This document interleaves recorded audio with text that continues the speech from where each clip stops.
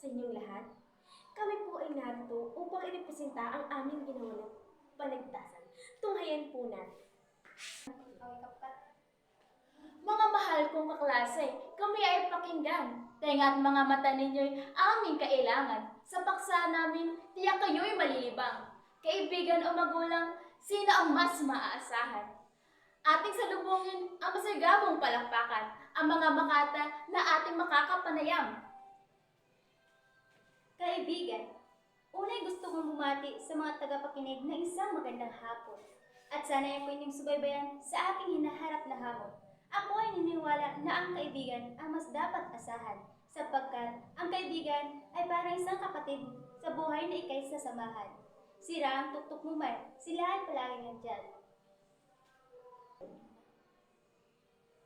Mga kaibigan, huwag ninyong kalilimutan kung sino ang nagduwal sa atin sa mundo. Na kahit talikuran tayo ng mundo, sila ay palaging naandyan. Sila ay handang magbanat ng buto sa iyong kapanganakan. Ang magulang ay higit pa sa kaibigan. Ang pagmamahal nila sa atin ay palaging nandyan. Palagi tayong pinapatnubayan.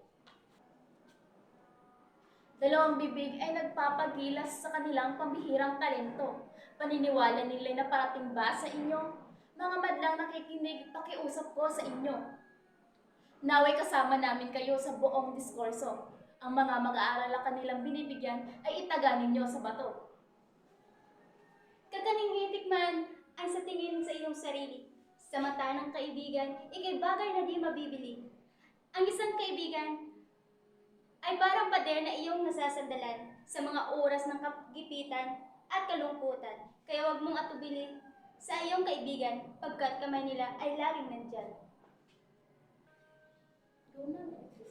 O Diyos ko, imulat mo ang kanilang mga mata sa katotohanan upang ako'y mabigyang pag-asa na maiparating ko ang mensahe sa kanila. O bumagyo ng mga problema, sa magulang tayo'y makakaasa. Anumang problema, maging ang kamatayan man, sila ay nandyan. Mga mahal kong madla, natapos na ang balagtasan. Kidlat at bilis kung ang oras dumaan. Sa tanong ko, kaibigan o magulang, sino ang mas maaasahan? Naway nasa inyong mga kamay ang kasagutan.